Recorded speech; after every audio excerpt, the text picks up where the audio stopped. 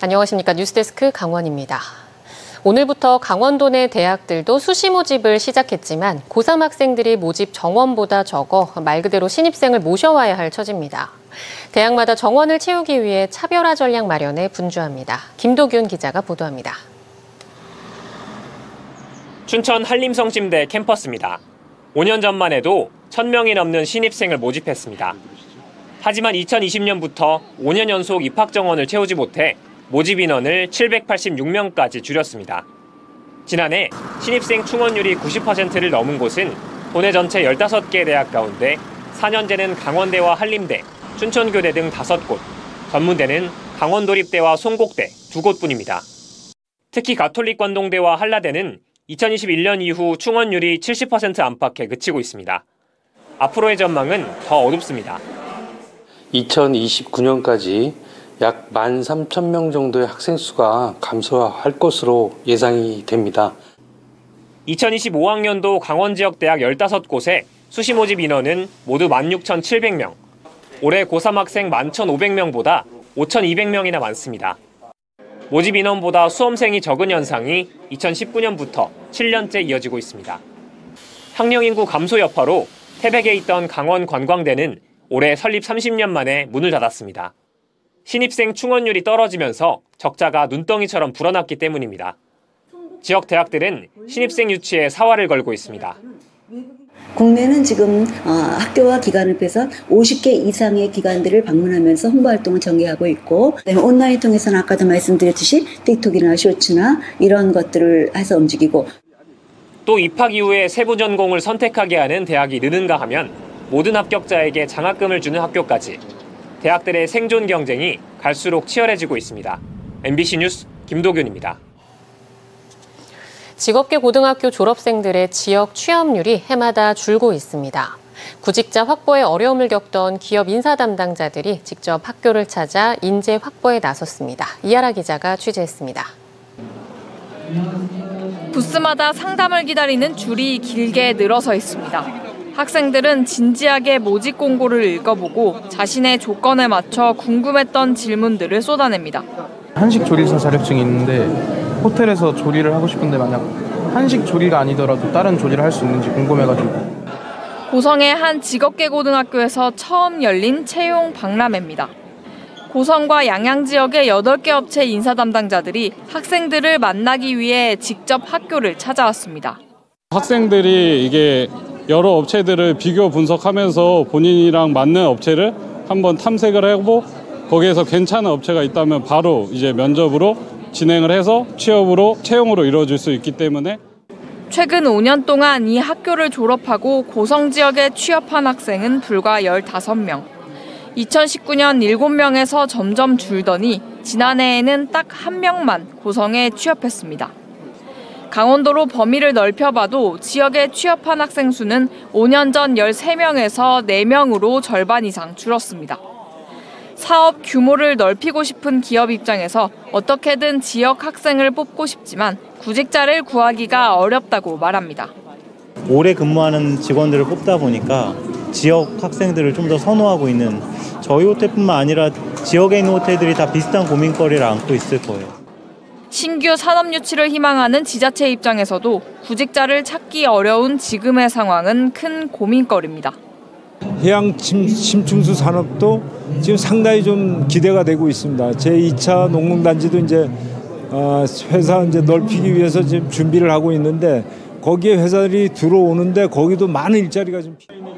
저출생으로 인한 학생 수 감소가 가팔라지는 상황에서 지역 산업을 지탱할 인재 확보가 중요한 과제로 지적되고 있습니다. MBC 뉴스 이하라입니다. 추석 연휴 강원도 내 27개 병원에서 응급실을 운영합니다. 강원도에 따르면 강릉은 아산병원, 동인병원, 요양병원, 의료원, 속초는 의료원과 보광병원, 삼척의료원, 정선은 정선병원과 군립병원이 응급실을 엽니다. 춘천은 강원대, 한림대, 춘천성심, 인성병원이, 원주는 연세대 세브란스 기독, 성모, 성지병원, 의료원이 각각 응급 환자를 받습니다. 인력난으로 성인 야간 응급실 운영을 중단한 강원대학교 병원이 보건복지부로부터 군의관 1명을 더 배정받아 파견 군의관이 6명이 됐습니다. 다만 군의관의 업무 범위가 한정돼 있고 의료사고 위험성을 고려해 응급실에는 배치하지 않기로 했습니다. 전국 5개 병원에 투입된 군의관들의 응급실 진료 거부가 잇따르자 복지부는 파견 인력 과실에 따른 배상 책임이 발생하면 해당 의료기관이 책임을 부담하기로 했다며 수습에 나서고 있습니다. 우리나라 대부분의 법정 보훈단체들은 회원 자격이 본인으로 한정돼 있습니다. 6.25 한국 전쟁부터 베트남 참전 용사까지 대부분 고령인 회원들이 급격히 줄면서 명맥이 끊길 우려가 커지고 있습니다. 김인성 기자가 취재했습니다. 강릉시 주문진읍에 사는 이만근 씨는 6.25 전쟁이 발발할 당시 학도병으로 참전했습니다. 크고 작은 전투를 수십 차례 치렀고 10월 1일 38선을 북진 돌파하기도 했습니다. 6.25 참전 유공자 회원에 등록된 이만근 씨는 참전 유공수당과 약제비, 지자체 수당까지 월 50만 원가량을 받지만 혜택은 본인에게만 주어집니다. 내가 죽으면 내 모든 걸 내자가 받아서 할 수 있도록 정부에서 주는 수당이 있지 않습니까? 그런 것도 이제 미망인한테 주고 또 만일 미망인이 없으면 직계 가족들한테 줍니다. 고령의 참전 용사들이 하나둘씩 사망하면서 강릉시 지회에서만 최근 10년 사이 회원이 1,000명 넘게 줄어 이제는 100명도 채 남지 않았습니다. 막막하죠. 6.25 이제 날이 갈수록 회원이 줄고 유족들한테도 회원이 될 수 있는 자격을 부여해야지만 승계가 될 수 있지 않겠는가. 74년 전 발발했던 전쟁. 6.25 전쟁 참전 유공자 대부분은 90살이 넘어 전국의 6.25 참전 유공자회 회원 역시 지난 2003년 12만 6천여 명에서 지금은 4만 3천여 명으로 3분의 1 수준으로 줄었습니다. 고령의 병환으로 참여마저 저조해 실제 활동 회원은 10,000명 안팎. 이대로라면 2, 3년 뒤 단체가 아예 사라질 우려도 있습니다. 활동할 수 있는 인원도 적지요. 그게 또 급속도로 빨라지지요. 그래서 이 해가 소멸되는 거를 우리가 가정했을 때 앞으로 2년밖에는 남지 않았다고. 우리나라의 법정 보훈단체는 17개. 회원 자격을 가족이 승계할 수 있는 곳은 광복회가 유일합니다. 나머지 16개 단체의 경우 회원 자격을 가족에게 승계하려면 단체별로 관련 법을 바꿔야 합니다. 다행히 최근 김미애 국회의원이 6.25 참전 유공자 관련 법을 발의하는 등 관련 논의가 시작됐습니다. 하루빨리 나라를 지키고자 희생한 참전 유공자의 위국 헌신 정신을 후손들에게 전하기 위해 6.25 전쟁 참전 유공자뿐 아니라 그 유족도 유공자 회원이 될 수 있도록 자격 범위를 확장하는 내용의 6.25 전쟁 참전 용사들의 숭고한 정신이 가족을 통해서도 계속 예우받을 수 있을지 관심이 쏠리고 있습니다. MBC 뉴스 김인성입니다.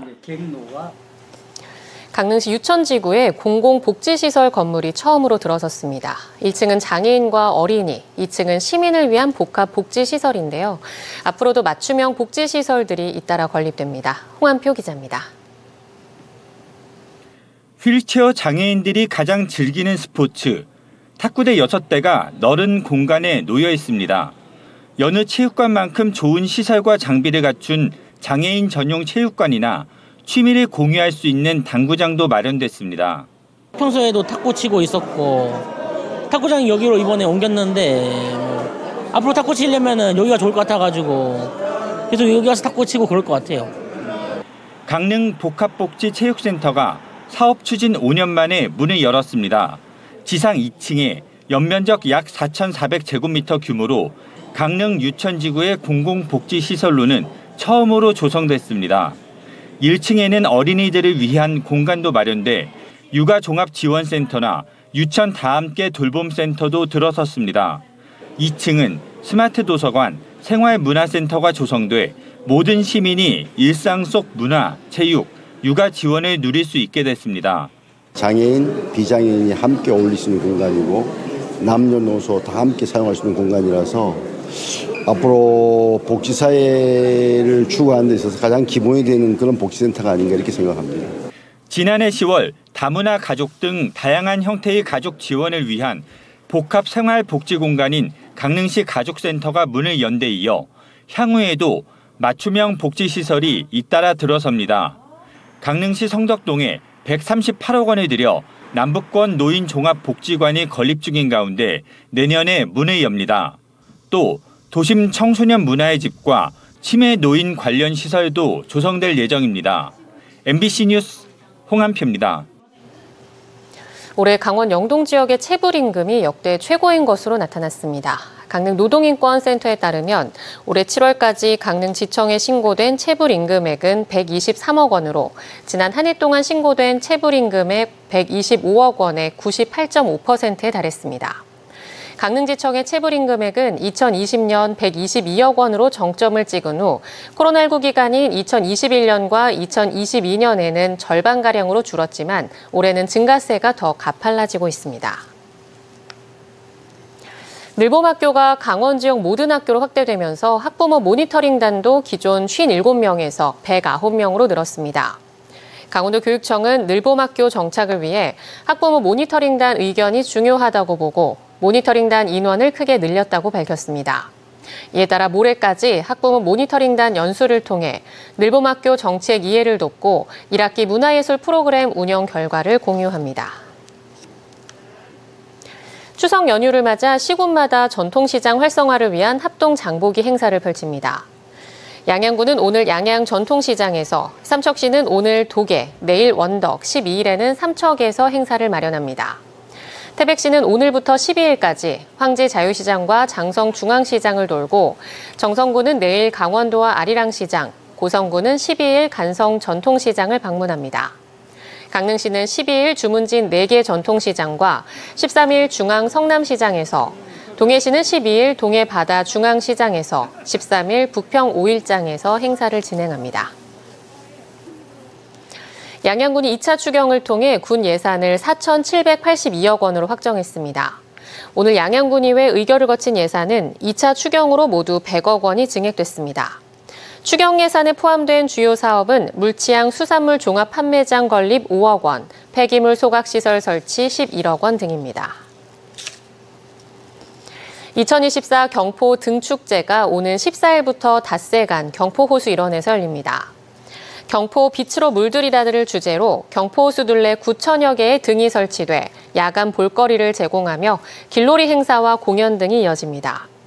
등 전시는 오후 6시부터 밤 10시까지고 화랑 달의 시연과 문화체험 부스는 오후 1시부터 밤 10시까지 운영됩니다. 속초시와 농협이 고향사랑 기부제 활성화를 위한 협력체계를 구축하고 상호 교차 기부를 시작합니다. 강원뉴스 마칩니다. 시청해주신 여러분 고맙습니다.